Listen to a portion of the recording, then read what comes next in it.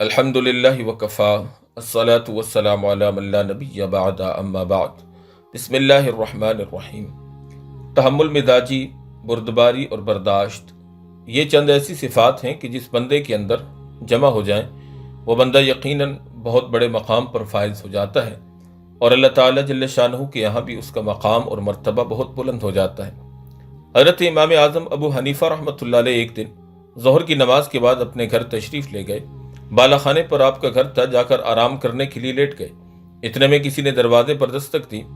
اب آپ اندازہ کر سکتے ہیں کہ جو شخص ساری رات کا جاگا ہوا ہو اور سارا دن مصروف رہا ہو، اس وقت اس کی کیا کیفیت ہوگی۔ ایسے وقت میں اگر کوئی آ جائے تو کتنا ناگوار ہوتا ہے۔ یہ شخص بے وقت آ گیا، لیکن حضرت امام صاحب اٹھے، زینے سے نیچے اترے، دروازہ کھولا تو دیکھا کہ ایک صاحب کھڑے ہیں۔ امام صاحب نے اس سے پوچھا کہ کیسے آنا ہوا۔ اس نے کہا کہ ایک مسئلہ پوچھنا ہے۔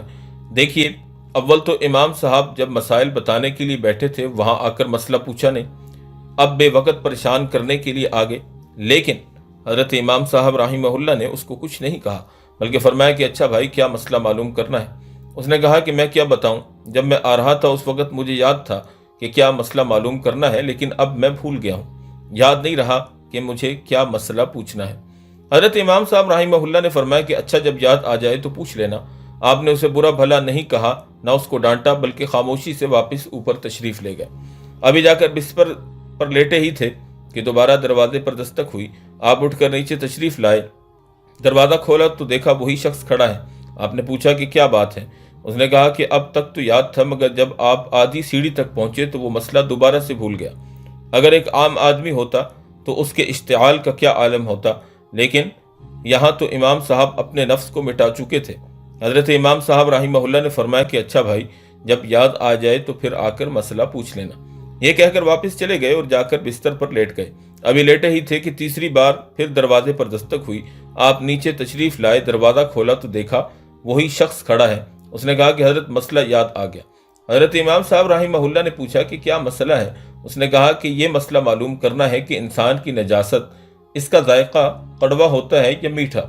اگر کوئی دوسرا آدمی ہوتا جو اب تک ضبط بھی کر رہا ہوتا تو اس سوال کے بعد اس کے صبر کا پیمانہ لبریز ہو چکا ہوتا، لیکن حضرت امام صاحب رحمہ اللہ نے بہت اطمینان سے جواب دیا کہ اگر انسان کی نجاست تازہ ہو تو اس میں کچھ مٹھاس ہے، اور اگر سوکھ جائے تو کڑواہٹ پیدا ہو جاتی ہے۔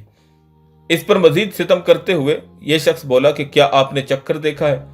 تو حضرت امام صاحب نے فرمایا کہ ہر چیز کا علم چکھ کر حاصل نہیں کیا جاتا، بلکہ بعض چیزوں کا علم عقل سے بھی حاصل کیا جا سکتا ہے، اور عقل سے یہ معلوم ہوتا ہے کہ تازہ نجاست پر مکھی بیٹھتی ہے، خشک پر نہیں بیٹھتی۔ اس سے پتہ چلا کہ دونوں میں فرق ہے، ورنہ مکھی دونوں پر بیٹھتی۔ جب امام صاحب نے جواب دیا تو اس شخص نے کہا کہ امام صاحب، میں آپ کے سامنے ہاتھ جوڑتا ہوں، مجھے معاف کیجیے گا، میں نے آپ کو بہت ستایا، لیکن آج آپ نے مجھے ہرا دیا۔ امام صاحب رحمہ اللہ نے پوچھا کہ وہ کیسے؟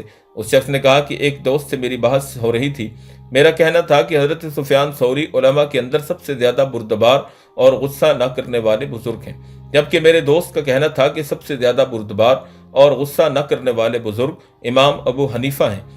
ہم نے جانچنے کا یہ طریقہ سوچا کہ میں اس وقت آپ کے گھر آؤں جو آپ کے آرام کا وقت ہوتا ہے، اور اس طرح 2-3 مرتبہ آپ کو اوپر نیچے دوڑاؤں، اور پھر آپ سے ایسا سوال کروں اور یہ دیکھوں کہ آپ غصے ہوتے ہیں یا نہیں۔ میں نے کہا کہ اگر غصہ ہو گئے تو میں جیت جاؤں گا، اور اگر غصہ نہ ہوئے تو تم جیت جاؤ گے، لیکن آج آپ نے مجھے ہرا دیا۔ اور حقیقت یہ ہے کہ میں نے اس روئے زمین پر ایسا حلیم انسان جس کو غصہ چھو کر بھی نہ گزرا ہو، آپ کے علاوہ کوئی دوسرا نہیں دیکھا۔ حضرات گرامی، یہ واقعہ اپنے اندر بہت سے سبق لیے ہوئے ہیں، اور ہمارے سامنے اس بات کو کھول کر بیان کرتا ہے کہ ہمیں معاشرے کے اندر بہت سے لوگوں کا سامنا کرنا پڑتا ہے، اور بسا اوقات کچھ لوگ ایسے ہوتے ہیں کہ جو ہمارے لیے تنگی اور تکلیف کا باعث بنتے ہیں، لہٰذا ہمیں ان کے ساتھ تحمل، بردباری اور برداشت کے ساتھ پیش آنا چاہیے، اور یہ ہماری اپنی صفات ہیں۔ دوسرا آدمی اگر اپنی برائی کر رہا ہے تو وہ اس کا خمیازہ خود سے بھگتے گا۔ اس لیے ہمیں اپنے مزاج کے اندر تندی اور تیزی کو ختم کر کے اس کے اندر تحمل اور ٹھہراؤ اور بردباری کی صفات کو پیدا کرنا چاہیے، اور کوئی بھی فیصلہ کرتے ہوئے، کوئی بھی بات کرتے ہوئے، کسی کی بات کو سنتے ہوئے، کسی آدمی کے دلائل کو سن کر ہمیں اپنے ضبط پر قابو پا کر اور انتہائی تحمل کے ساتھ اور انتہائی برداشت کے ساتھ سامنے والے کی بات کو سننا چاہیے۔ خاص کر آج یہ چیزیں ہمارے گھروں کے اندر ماں باپ ہیں تو اولاد کو برداشت نہیں کرتے، اولاد ہے تو ماں باپ کی بات کو برداشت نہیں کر رہی، شوہر ہے تو بیوی کی بات برداشت کرنے کے لیے تیار نہیں ہے، اور اسی طرح بیوی ہے تو وہ شوہر کی بات برداشت کرنے کے لیے تیار نہیں۔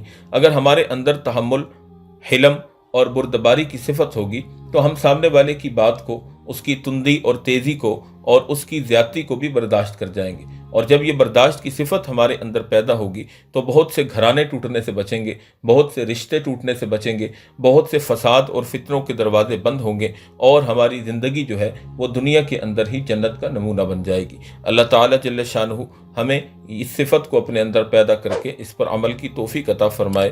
وآخر دعوانا ان الحمد للہ رب العالمین۔